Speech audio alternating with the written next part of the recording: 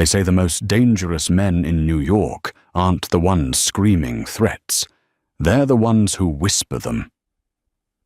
Dante Moretti was the kind of man who could burn a city down without striking a match. He had everything money power and the fear of 5 boroughs. But he lacked the one thing that money couldn't buy someone who understood his heart. It took a spilled glass of Chianti, a terrified waitress, and a few words spoken in an ancient Sicilian dialect to change the underworld forever. This isn't just a romance. This is how the King of New York fell. The rain in Tribeca wasn't just rain. It was a freezing grey sheet that tried to drown the city. Inside Veluto, one of the most exclusive Italian restaurants on Greenwich Street, the atmosphere was warm golden and thick with tension. Sophia Rossi adjusted her apron, her hands trembling slightly. She had been working double shifts for 3 weeks straight. Her father's gambling debts to the frantic loan sharks in Queens were racking up interest faster than she could pour wine, and the rent on her tiny studio in the Bronx was overdue.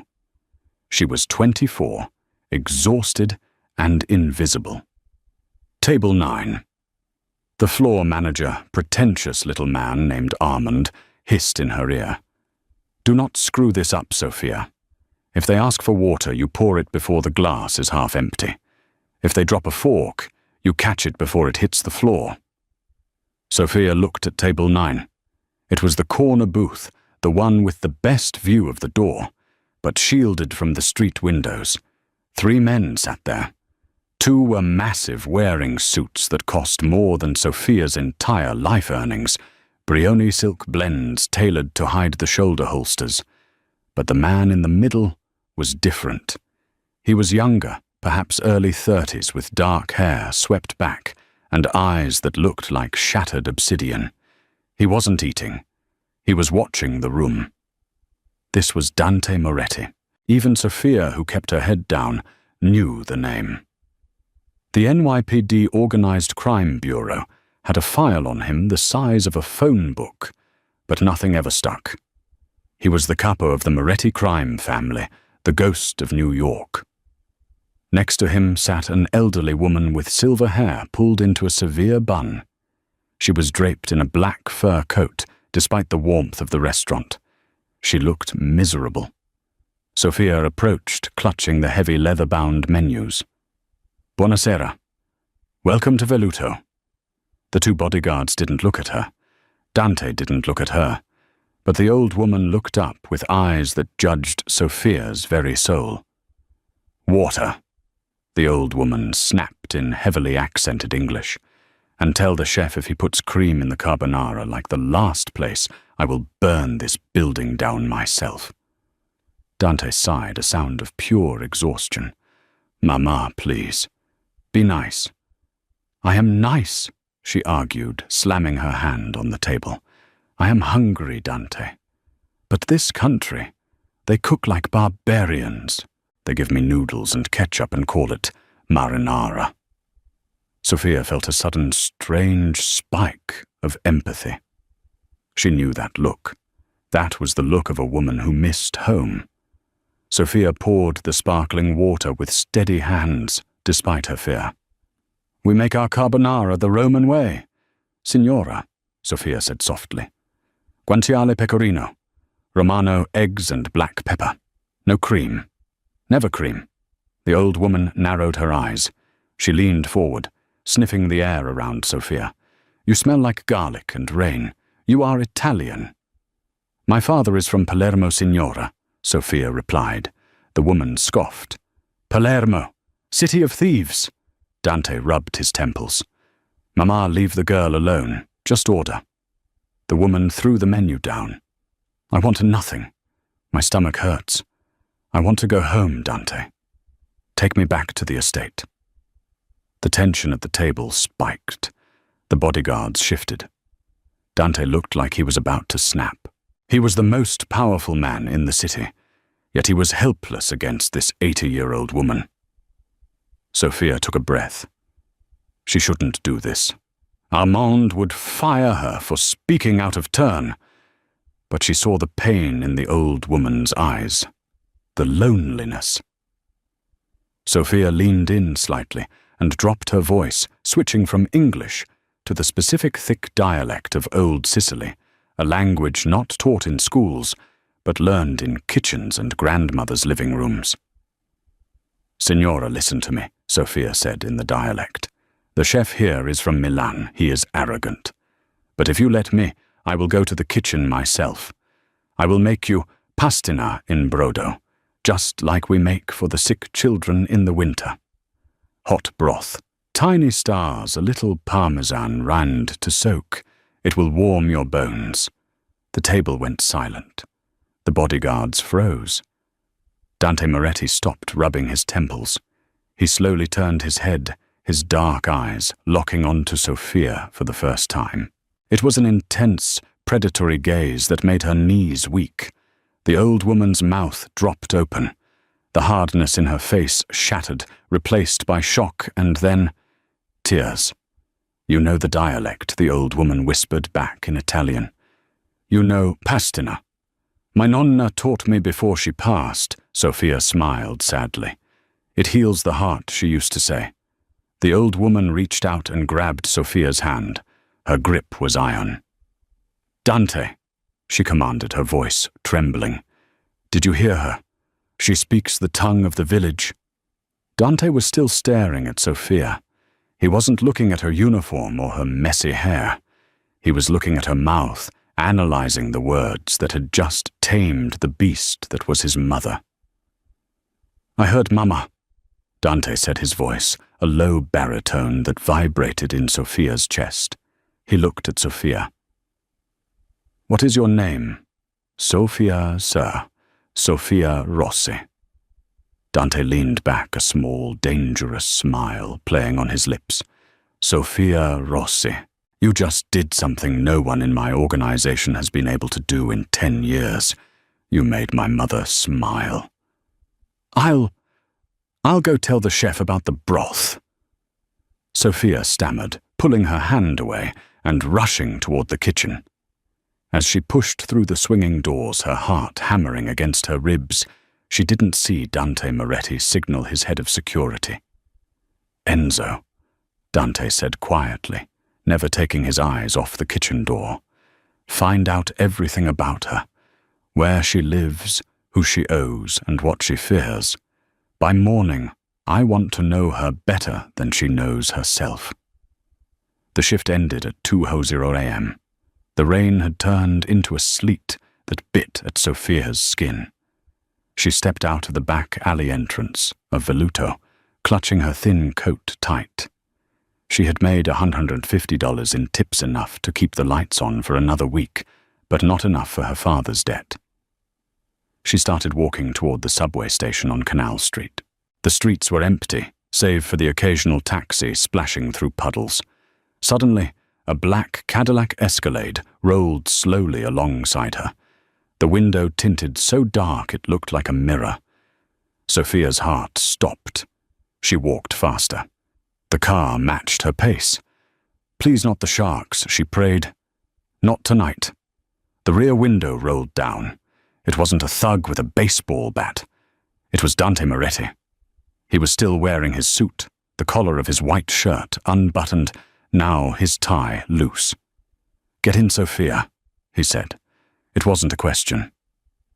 I can't," she stammered, backing away. "My father is waiting up for me." "Your father is currently at the Lucky Ace Social Club in Queens, losing the money you gave him for rent," Dante said calmly. He held up a manila folder. "And you owe the Romanos $40,000. Interest is compounding daily." Sophia felt the blood drain from her face. "How do you know that—" "I told you," Dante said, his eyes catching the reflection of the streetlights. "I know everything. Now get in. It's freezing and I hate the cold." Trembling, Sophia opened the door and climbed into the warmth of the leather interior. The car smelled of expensive cologne leather and gun oil.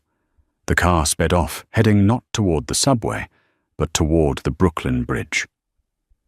"Where are you taking me?" Sophia whispered. Dante poured 2 glasses of amber liquid from a crystal decanter built into the console. He handed her one. "Drink. It's bourbon. It helps with the nerves." He took a sip and turned to face her. In the close confines of the car, his presence was overwhelming. He was terrifyingly handsome, but there was a violence in him that simmered just below the surface. "My mother Elena has refused to eat properly for 6 months. Dante began, his voice businesslike. "She doesn't trust the staff. She doesn't trust the nurses. She thinks everyone is trying to poison her. But she trusted you." "It was just soup," Sophia said. "It wasn't the soup, Sophia. It was the voice. It was the respect," Dante corrected. "She needs a companion, someone who speaks the language, someone who understands the old ways. I am offering you a job." Sophia gripped her glass. "I already have a job." "You have a servitude," Dante countered. "You wipe tables for ungrateful tourists. I am offering you a position at the Moretti estate in Long Island. You will be my mother's personal companion. You will cook for her, read to her, and ensure she is happy. And in return, Dante reached into his jacket pocket and pulled out a check. He placed it on her lap. Sophia looked down. It was made out to the Romano brothers. The amount was 40 $40. "I bought your debt an hour ago," Dante said casually. "You don't owe them anything anymore." "You owe me." Sophia stared at him, horror and relief warring in her chest. He had just bought her freedom, but in doing so he had chained her to him. "This is the Mafia," she whispered. "If I come with you, I can never leave, can I?" Dante looked at her, and for a second the mask slipped. His eyes softened just a fraction. "Sophia, out here in the world you are prey. The banks, the landlords, the sharks, they are eating you alive. In my house, you are protected. You are under my banner. No one touches what is mine." He leaned in closer, his hand brushing a stray lock of wet hair from her cheek. His touch was electric. "And make no mistake, Sophia," he murmured, his voice dropping to a rough whisper. "From the moment you spoke Italian to my mother, you became mine." The car came to a stop at a red light. The decision hung in the air. "What about my father?" she asked. "He will be looked after. But he stays in Queens. You come to the estate alone." Sophia looked at the check, then at Dante's dark, compelling eyes. She realized with a jolt that she wasn't just afraid of him. She was drawn to him. He was offering a golden cage, but it was safer than the wolves outside. "Okay," she whispered. Dante nodded to the driver. "Home, Enzo." As the car accelerated onto the highway, heading toward the shadowy mansions of Long Island, Sophia didn't realize that she wasn't just walking into a job. She was walking into a war. Because being Dante Moretti's favorite put a target on her back, one that his arranged fiancée, the daughter of the rival Genovese family, was already preparing to aim. The real danger wasn't the debt. It was the jealousy of a woman scorned and the secrets buried in the Moretti basement. The Moretti estate in Sands Point wasn't a house. It was a fortress disguised as a palace. High stone walls topped with wrought iron spikes surrounded 10 acres of manicured lawns, fountains that looked like they belonged in Rome, and a mansion that whispered of old money and new blood. For 2 weeks, Sophia had lived in a guest suite larger than her entire apartment in the Bronx. Her life had fallen into a strange, quiet rhythm. Every morning she woke up at 6 a.m. to make espresso the way Elena liked it, strong dark with a twist of lemon peel. They would sit in the sunroom overlooking the sound and speak in the Sicilian dialect. Elena Moretti was no longer the angry woman from the restaurant. She was lonely, sharp-witted, and surprisingly funny. She told Sophia stories about the old country, about olive groves, and first loves conveniently leaving out the parts about how her husband had risen to power through violence. But Sophia rarely saw Dante. He was a ghost in his own house. She would hear the heavy front door slam late at night, or see the headlights of his convoy sweeping across her bedroom ceiling at 3:00 a.m. He left before she woke up. It felt like he was avoiding her, or perhaps keeping her hidden. That changed on a Sunday. Sophia was in the kitchen rolling out fresh pasta dough. The estate's head chef, a stiff Frenchman named Pierre, had finally warmed up to her after she showed him how to properly emulsify a pesto without breaking the oil. The kitchen was warm, filled with the smell of roasting garlic and rosemary. "Sophia!" A deep voice rumbled from the doorway. Sophia spun around, flour dusting her cheek. Dante was standing there. He wasn't in a suit today. He wore dark jeans and a black cashmere sweater that hugged his broad shoulders. He looked less like a kingpin and more like a man who needed sleep. "Mr. Moretti," she said, wiping her hands on her apron. "I didn't know you were home." "It's Sunday," he said, stepping into the kitchen. The kitchen staff immediately put their heads down, working faster, terrified of him. But Dante only had eyes for Sophia. He reached out his thumb, brushing the smudge of flour from her cheek. The contact sent a jolt of electricity straight to her toes. "My mother tells me she's gained 3 pounds. Dante said, a hint of amusement in his eyes. "She says it's your fault for making arancini." "She needs the weight," Sophia replied, her voice shaky. "She was frail."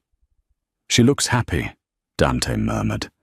"You've done exactly what I paid you to do." "Is that all I am?" Sophia asked before she could stop herself. "A transaction." Dante's eyes darkened. He stepped closer, crowding her against the marble counter. The air between them grew thick, charged with unspoken questions. "You know you are more than that, Sophia. You are the only piece in this house." Before he could say more, the heavy oak doors of the hallway burst open. The sound of high heels clicking rapidly on the marble floor shattered the moment. "Dante, darling." A woman swept into the kitchen. She was stunning, tall blonde, wearing a red Valentino dress that cost more than a car.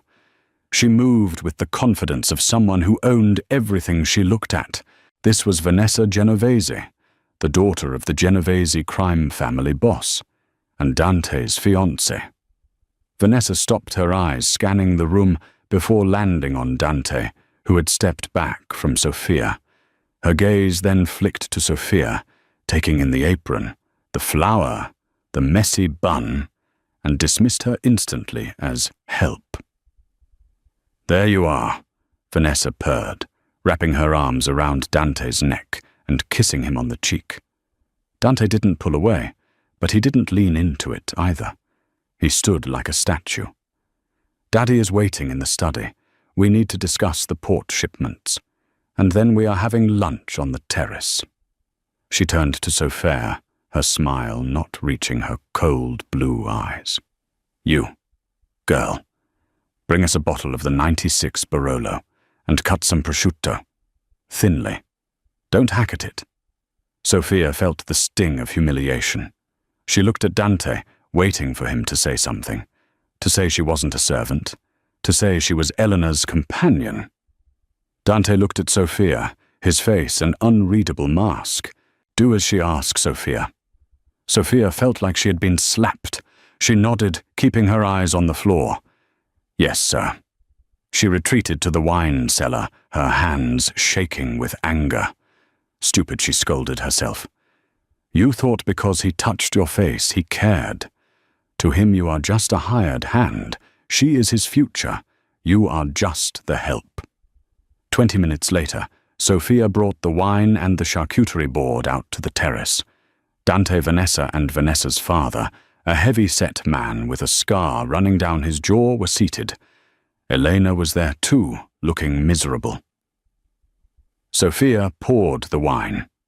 When she reached Vanessa, the woman knocked the glass with her hand, sending red wine splashing onto the white tablecloth. "Oh, look what you did," Vanessa shrieked, though it was clearly intentional. "Clumsy little thing. Is this the best staff you can find, Dante?" "It was an accident," Elena snapped. "Leave her alone, Vanessa." "She ruined the aesthetic, Elena," Vanessa sneered. She looked at Sophia with pure venom. "Clean it up. And apologize." Sophia stood frozen. The injustice burned in her throat. She looked at Dante. He was sipping his wine, watching her over the rim of the glass. He was testing her. Sophia took a deep breath. She didn't grab a rag. Instead, she stood straighter. "I will fetch a fresh cloth." Sophia said, her voice calm but steel hard. "But I will not apologize, Miss Genovese. I poured correctly. You moved the glass." The silence on the terrace was deafening. No one spoke to a Genovese like that. Vanessa's father's jaw dropped. Vanessa's face turned a violent shade of red. "Excuse me," Vanessa hissed, standing up. "Do you know who I am? I could have you killed and buried before dessert." "Enough." Dante's voice cracked through the air like a whip. He set his glass down. He didn't look at Vanessa. He looked at Sophia. And for the first time that day, he smiled a genuine, dangerous smile of approval. "She is right, Vanessa," Dante said calmly. "I saw you hit the glass." "You're taking the maid's side," Vanessa screeched. "She is not a maid," Dante said, standing up. He walked over to Sophia and took the empty tray from her hands, handing it to a nearby waiter. Then he placed a hand on the small of Sophia's back, a possessive, undeniable claim. "Sophia is my mother's companion," Dante announced, his voice cold and final. "And in this house, she holds more respect than you do right now. If you want to eat here, you will treat her with the same courtesy you show my mother. Or you can leave." Vanessa looked at her father for support, but the older Don stayed silent, calculating. He saw what was happening. He saw the way Dante looked at the girl. Vanessa sat down, seething, humiliated. "Fine." Dante turned to Sophia, his voice dropping to a whisper only she could hear. "Go to your room, Sophia. I'll handle them." As Sophia walked away, she could feel Vanessa's eyes burning holes into her back. She had won the battle, but she knew she had just started a war. Vanessa Genovese wouldn't forget this, and a woman like that didn't fight with words, she fought with knives. That night the estate was quiet, but Sophia couldn't sleep. The adrenaline from the terrace encounter was still coursing through her veins. She felt exposed, vulnerable, and confusingly exhilarated. Dante had defended her. He had humiliated the heiress of a rival family for her. She needed water. She slipped out of her room wearing a silk robe she had found in the closet and padded down the long, dark hallway towards the kitchen. As she passed the library, she heard voices. The door was slightly ajar. "The girl is a problem, Dante. Vanessa is furious. The Genovese alliance hangs by a thread." It was Enzo Dante's right-hand man. "Let Vanessa be furious," Dante's voice replied. He sounded tired. "I don't trust the Genoveses anyway. They are moving product through my ports without paying the tax. But keeping Sophia here, it complicates things. If the Genoveses find out who her father is, they will use it." Sophia froze. Her breath caught in her throat. She pressed herself against the wall, listening. "Her father is a gambling addict, Enzo. He's a nobody," Dante said. "He's not just a gambler, boss. You know what Frank Rossi did in '98. You know he was the driver for the heist that killed your uncle." The world seemed to tilt on its axis. Sophia clapped a hand over her mouth to stifle a gasp. "My father," she thought. "A driver, a killer." "I know," Dante said, his voice dropping to a chilling low. "That's why I brought her here." Sophia's heart shattered. "I thought you brought her here for your mother. Enzo said, confused. My mother was the entry point, Dante admitted. But Frank Rossi has the ledger, the missing book from the '98 heist. It contains the names of every corrupt judge and cop on our payroll. He stole it to ensure he didn't get whacked. He's been hiding it for 20 years. There was the sound of glass clinking. I bought his debt to get leverage, Dante continued. I have his daughter. Now Frank has to come out of hiding. He has to bring me the book to save her. Sophia isn't just a companion, Enzo. She's the bait. Sophia felt like she was going to vomit. The kindness, the job, the protection, the way he defended her against Vanessa. It was all a lie. It was a strategy. She was nothing more than a pawn in a game of chess she didn't know she was playing. She backed away slowly, tears streaming down her face. She needed to leave. She needed to run. She turned and sprinted down the hall back to her room. She threw her clothes into a bag, her hands shaking violently. She had to get out before Frank came. She had to warn him. She grabbed her phone and dialed her father. It went to voicemail. Papa, listen to me, she sobbed into the phone. Don't come to the estate. It's a trap. Dante Moretti knows about the heist. He knows about the book. Run, Papa. Just run. She zipped the bag and opened her bedroom door, only to find 2 massive bodyguards blocking the exit. Going somewhere, Miss Rossi? One of them asked. I need to go to the pharmacy. She lied, her voice trembling. Mr. Moretti gave strict orders, the guard said, crossing his arms.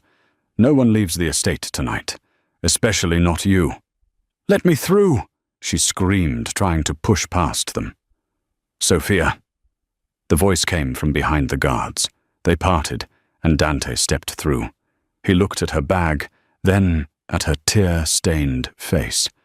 He didn't look angry. He looked regretful. You were listening, he stated. You used me. Sophia screamed, throwing her bag at his chest. He caught it effortlessly, not flinching. You lied to me. You made me believe you cared, that I was safe here. You are safe here, Dante said, stepping closer.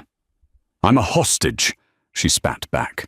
I'm bait for a father I barely know. You're a monster, Dante. Dante grabbed her arms, pulling her close. His grip was firm, but not painful. Listen to me. Yes, I brought you here to get the ledger. That was the plan. But that was before. Before what? She cried, struggling against him. Before you sang to my mother, Dante said, intensely, staring into her eyes. Before you stood up to Vanessa. Before I realized that I wake up every morning looking forward to seeing you. Don't lie to me anymore, she whispered, her fight draining away. I am not lying, Dante said. The plan has changed. I don't care about the ledger anymore. I care about you. Then let me go, Sophia challenged him. Dante shook his head slowly. I can't. Why? Because, Dante said, his face grim. Enzo just got a call. Your father didn't run Sophia. He tried to sell the ledger to the Genoveses an hour ago to pay off a new debt. Vanessa's father has him. And now they are calling me. Sophia went cold. They have your father, Dante said, and they said if I don't deliver you to them by midnight tomorrow, they will send him back to me in pieces. Dante released her arms, looking at her with a mix of fury and desperation. So you see, Sophia, you can't leave. Because now we are the only thing standing between your father and a shallow grave. The war has started, and you are right in the middle of it. The drive to the Red Hook terminal was silent, a silence so heavy it felt like it could crush the bulletproof windows of the SUV. The convoy consisted of 3 black SUVs. Sophia sat in the middle one next to Dante. She was dressed in black pants and a thick coat Dante had given her. Under the coat against her ribs was a cold, hard lump of steel, a snub nose .38 special. Do not take it out unless I tell you, Dante had instructed her before they left the house. And if you take it out, you aim for the chest. The head moves too much. Now, looking at the rain-slicked pavement of the industrial shipyard, Sophia felt a nausea she couldn't suppress. "He's my father, Dante," she whispered, her voice barely audible over the hum of the engine. "Do you really think they will kill him?" Dante didn't look at her. He was checking the clip of his own weapon. Sal Genovese is an animal. He doesn't make threats he doesn't intend to keep. But remember, Sophia Frank isn't just a victim here. He tried to sell you out. He was desperate, Sophia argued, though her heart wasn't in it. "Desperation is a reason, not an excuse," Dante replied coldly. The cars rolled to a stop inside a massive, hollowed-out warehouse. The smell of rust seawater and diesel hung in the air. At the far end, under the buzz of flickering halogen lights, stood the Genovese crew. There were 10 of them, heavily armed. In the center stood Vanessa, wearing a white trench coat that looked ghostly in the dim light. Beside her was her father, Sal Genovese, and on his knees, bound with zip ties, was Frank Rossi. He looked terrible. His face was swollen, one eye shut, his shirt torn. "Papa!" Sophia cried out, instinctively reaching for the door handle. Dante's hand clamped onto her wrist. "Wait!" he commanded. "Stay behind me. Enzo, stick to her like a shadow." They stepped out of the vehicle. The sound of 20 car doors closing echoed like gunshots. Dante walked forward, his posture relaxed, his hands visible. Sophia walked a step behind him, shielded by his broad back. "Dante!" Sal Genovese boomed, his voice echoing off the corrugated metal walls. "You brought the girl. Good. I see you still have some honor left." "I brought her," Dante called back, his voice steady. "Where is the ledger?" "We don't have the ledger." Vanessa stepped forward, her heels clicking on the concrete. She looked at Sophia with a smug, predatory grin. "Frank here says he hid it. He says he won't tell us where it is unless we let him go. But we figure, if we start cutting pieces off his daughter, his memory might improve." Sophia felt the blood drain from her face. They weren't trading her for him. They were going to torture her in front of him. "That wasn't the deal, Sal," Dante said, his muscle tightening. "Deals change." Sal shrugged. "Hand her over. We give you the old man. You walk away. No war. Just business." Frank looked up then. He saw Sophia. His eyes weren't filled with apology or love. They were filled with frantic, selfish terror. "Sophia," Frank screamed, spitting blood. "Go to them, just go to them. Tell them I'll give them the book. Don't let them hurt me anymore." Sophia froze. The words hit her harder than a bullet. "Go to them." Her father wanted her to walk into a torture chamber, just to stop his own pain. "You hear him?" Vanessa laughed, a cruel, high-pitched sound. "Even your daddy doesn't want you. Come here, little waitress." Dante went still. A terrifying stillness. He looked at Frank, then at Sophia's devastated face. "No," Dante said quietly. "What did you say?" Sal asked, his hand drifting toward his belt. "I said no," Dante repeated louder this time. "The girl stays with me. The ledger stays lost. And if you touch a hair on her head, Sal, I will burn everything you own." "She's my daughter," Frank shrieked from his knees. "I own her. Give her to them. Dante, you owe me. I saved your uncle. You drove a getaway car." "Frank," Dante spat, his voice filled with disgust. "You didn't save anyone, and you just sold your daughter to save your fingers. You're not a father. You're a rat." Dante turned to Sophia. "Get back in the car." "But go!" Dante roared. Sal Genovese raised his hand. "Kill them all!" The warehouse erupted. The sound was deafening. Muzzle flashes lit up the dark space like a strobe light. Dante shoved Sophia toward the SUV, spinning around to fire 2 shots into the chest of a Genovese soldier who was raising a shotgun. "Enzo, get her out!" Dante screamed, ducking behind a concrete pillar as bullets chipped away the stone inches from his face. Sophia scrambled into the back seat, Enzo diving in after her. "Go, go, go!" Enzo yelled at the driver. "We can't leave Dante!" Sophia screamed, grabbing Enzo's arm. Through the rear window she saw Dante moving with lethal precision. He wasn't retreating. He was advancing. He moved between cover firing, taking down 2 more men. He was drawing their fire away from the cars. "He knows what he's doing!" Enzo shouted, pushing her head down as the rear window shattered, showering them in glass. The driver slammed on the gas, the tires screeching as the SUV peeled out of the warehouse. Sophia looked back one last time. She saw Frank Rossi. In the chaos, no one was watching him. He had scrambled to his feet. But instead of running toward Dante toward safety, he was running toward Sal Genovese, his hands up, begging. "I can get it. I can get the book," she saw her father mouthing. Then she saw Vanessa raise a pistol. She didn't hesitate. She shot Frank Rossi in the back. Sophia screamed a raw, tearing sound. "Drive!" Enzo yelled. The SUV burst out of the warehouse into the rainy night. Sophia slumped back against the seat. The image of her father falling to the concrete burned into her retinas. He had died a traitor. And Dante? Dante was still back there alone, in the dark, fighting an army to buy her time.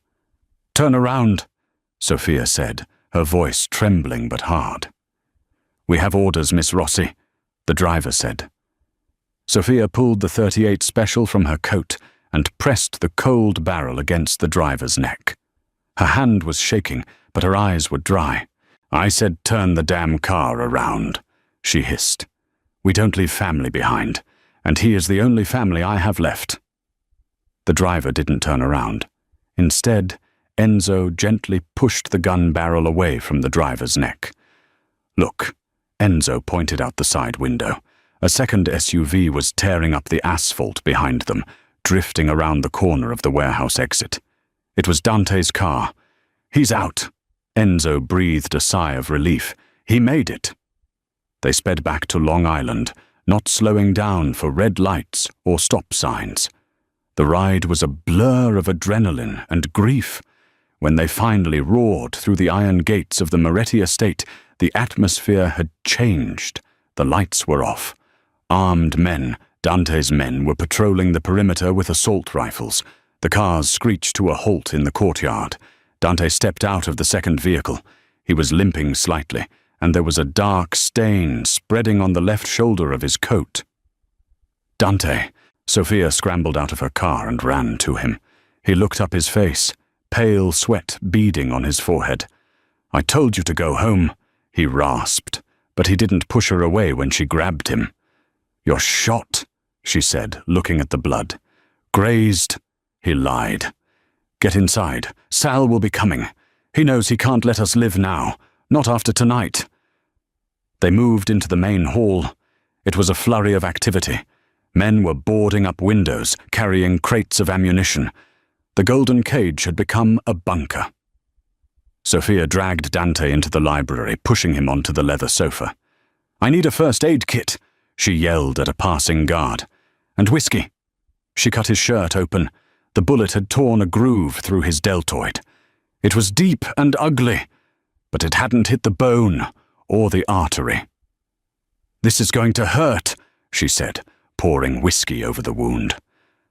Dante hissed through his teeth, gripping the arm of the sofa, until the leather creaked. "You have a steady hand, Sophia," he gritted out. "My father." Sophia started, her voice breaking as she began to clean the wound. "I saw him. I saw what he did." "I'm sorry," Dante said softly. He reached up with his good hand and cupped her face, forcing her to look at him. "I wanted to bring him back for you, even if he was a rat. He chose them. Sophia whispered, tears finally spilling over. He chose them over me. You were the only one who stood in front of the bullets. I will always stand in front of them for you. Dante swore. The intensity in his eyes was consuming. I told you, Sophia. You are mine. I protect what is mine. He pulled her down. This time there was no hesitation. He kissed her a desperate, searing kiss that tasted of bourbon and blood. It was a kiss of survival. Sophia melted into him, forgetting the war outside, forgetting her father's betrayal.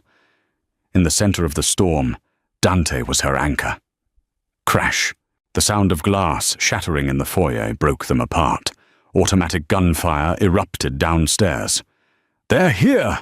Dante snarled, pulling his gun from his waistband. They breached the gate. He stood up, ignoring the pain in his shoulder. "Enzo status!" Enzo burst into the library, his face bloody. They came through the back. The seawall, they have boats. It's a full assault, Dante. There's too many of them. "Get my mother," Dante commanded. "Get her to the panic room in the basement. Sophia, go with him." "No," Sophia said, grabbing a spare pistol from the table. "I'm not going to a hole in the ground to wait to die." "Sophia, I know the house," she said fast. "I know the service passages behind the kitchen. If they are coming from the sea wall, they will try to flank us through the conservatory. We can cut them off." Dante looked at her. He saw the fire in her eyes. She wasn't the waitress anymore. She was the queen of the underworld earning her crown. "Fine," Dante said. "Stick to me. Shoot anything that isn't us." They moved into the hallway. The mansion was a war zone. Expensive vases exploded into dust as bullets strafed the walls. Smoke from smoke grenades filled the air, making it hard to breathe. They fought their way toward the kitchen. Sophia fired blindly twice, the recoil jarring her arm, but she kept moving. "Clear!" Dante shouted, kicking open the door to the kitchen. Pierre the chef was hiding behind the industrial stove, clutching a meat cleaver. "Get to the basement, Pierre!" Sophia yelled. Suddenly the lights went out. The entire estate went pitch black. "They cut the power," Dante whispered in the darkness. "Stay low." A voice echoed from the main hallway. It was amplified by a megaphone. "Dante Moretti." It was Sal Genovese. "Come out, boy. Give us the girl and we leave your mother alive. You have 5 minutes before we burn this place to the ground." Dante gripped Sophia's hand in the dark. "He's bluffing. He wants the ledger. He thinks you know where it is." "I don't know where it is," Sophia hissed. "Think, Sophia." Dante urged her, pulling her behind the marble island. "Your father said he hid it. Somewhere safe. Somewhere he thought no one would look." Did he ever mention a place? A specific date? Sophia squeezed her eyes shut, trying to think through the panic. He always talked about the old days, about the Veluto restaurant. He said he used to work there before the gambling took over. "Veluto?" Dante paused. "My restaurant?" "Yes," he said the best place to hide something is in the walls of the enemy. Dante's eyes widened in the dark. "The renovation. We redid the wine cellar in '98. Frank was on the construction crew. That's how he met my uncle." "It's in the restaurant," Sophia realized. "It's been under your nose the whole time." "If we know," Dante said grimly, "we have leverage. But first we have to survive the next 5 minutes." "Dante," Enzo's voice came over the radio earpiece. "Bad news. We have a breach in the West Wing. And it's not just the Genoveses." "Who is it?" "It's the police, Dante. A SWAT team just rammed the front gate. Someone tipped them off about the raid.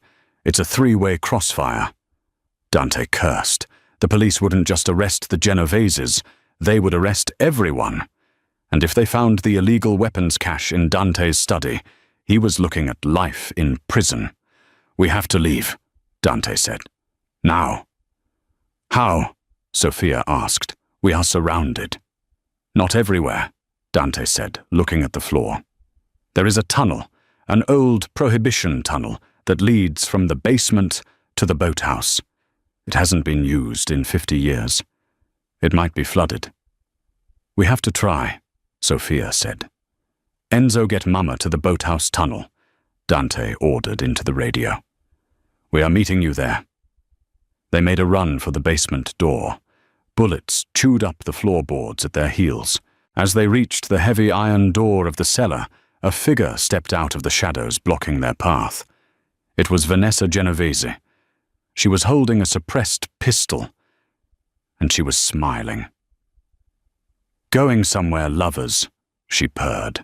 She raised the gun, aiming straight at Sophia's heart. "Say goodbye, waitress." Bang! The gunshot rang out in the confined stone hallway, deafening and final. Sophia flinched, squeezing her eyes shut, waiting for the burning pain of a bullet. But it never came. She opened her eyes. Vanessa Genovese stood frozen for a second, a look of utter confusion on her face. Then the pistol slipped from her manicured fingers, clattering onto the concrete.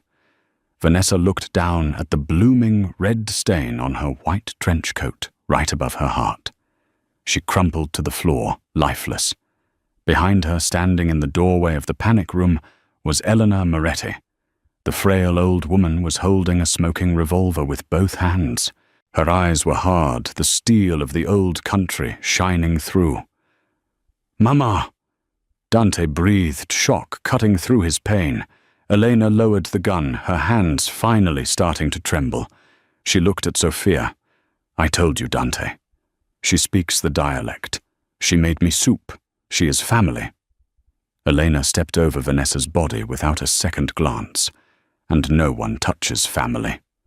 "We have to go," Enzo urged, appearing behind Elena. "The SWAT team is breaching the library."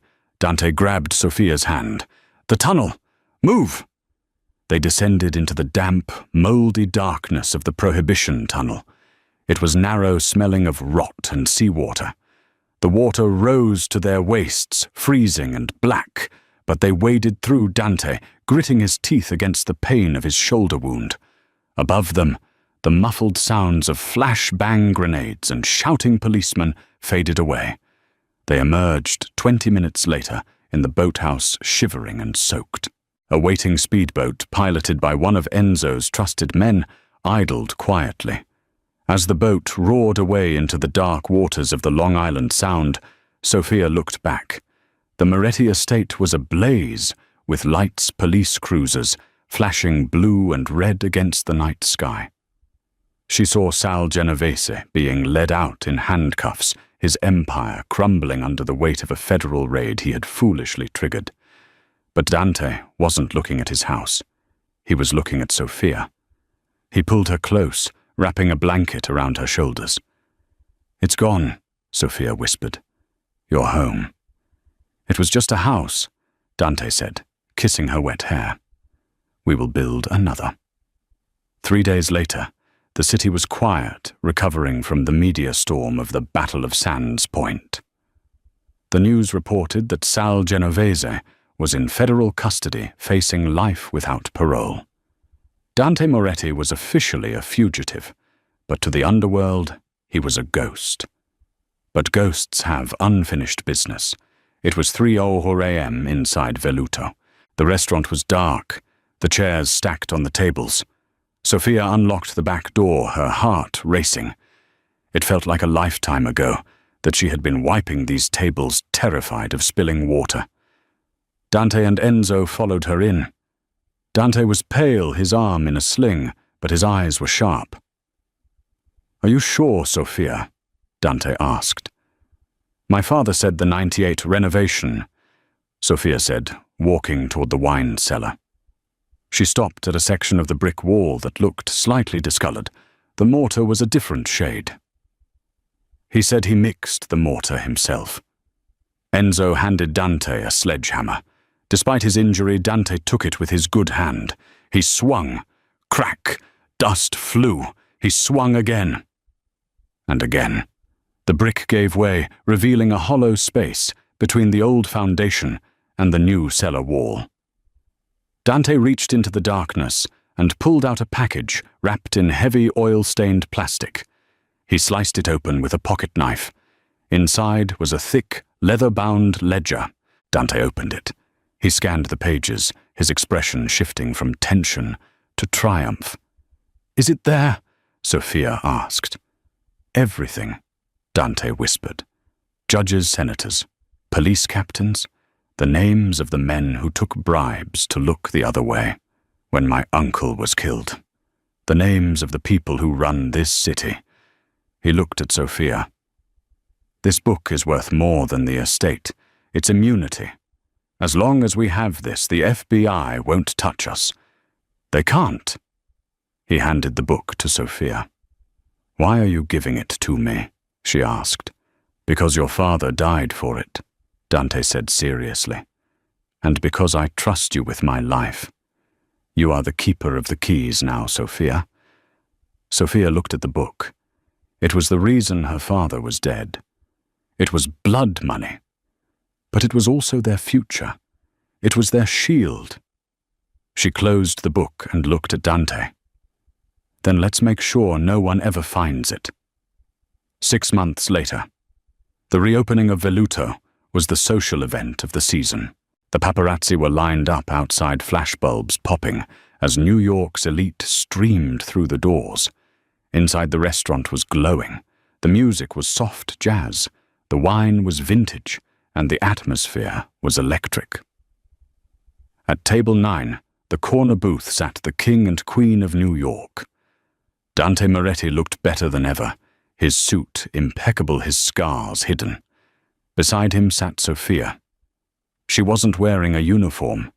She was wearing a silk gown, the color of midnight diamonds, dripping from her ears. She looked radiant, powerful, and dangerous. Across from them sat the chief of police and a prominent senator. They looked nervous. "Mr. Moretti," the senator stammered, "we really appreciate the invitation. We were hoping to discuss the rumors of a certain book resurfacing." Dante didn't answer. He simply looked at Sophia. Sophia took a sip of her wine, a 1996 Barolo. She smiled, but it wasn't the polite smile of a waitress. It was the smile of a woman who held the strings. "Gentlemen," Sophia said, her voice smooth as velvet, "the food is getting cold, and my husband and I hate to talk business while we eat. But rest assured, as long as our business runs smoothly, your secrets remain safe." The senator gulped and nodded. "Of course, Mrs. Moretti, of course." Elena Moretti approached the table then. She looked healthy, her cheeks flushed. She placed a hand on Sophia's shoulder. "Is the carbonara to your liking, Senator?" Elena asked sharply. "No cream, I hope." "It's perfect, Signora," the senator said quickly. Elena smiled at Sophia. "Good. My daughter-in-law runs a tight ship." As the music swelled, Dante reached under the table and took Sophia's hand. He squeezed it tight. "You know," he whispered, leaning in close so only she could hear. "I never did pay for that soup." Sophia turned to him, her eyes shining with love and triumph. She leaned forward and kissed him right there in the middle of the restaurant in front of the senators